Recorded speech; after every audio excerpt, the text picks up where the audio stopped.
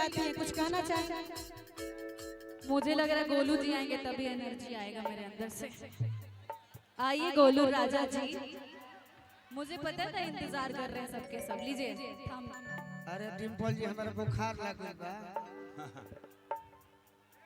अब बुखार लागल बा, रो रो के प्रणाम। बुखार लागल तो डिम्पल के चश्मा पहनना ठीक हो जाए, बुखारे के बैठ जा।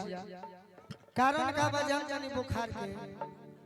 संतोष चाचा सर्दी 2.5 दिन में ठीक हो जाला। बाकी ऐसा होली में अब की हमार हाल भइल बा कि पहिले रहे गाना तो अब तो करत नहीं खे मन। अल्लाह के होली में बेहार ओ सो हो जाई हमर धन। तुहन लगा दे बाबू, तुहन लगा दो।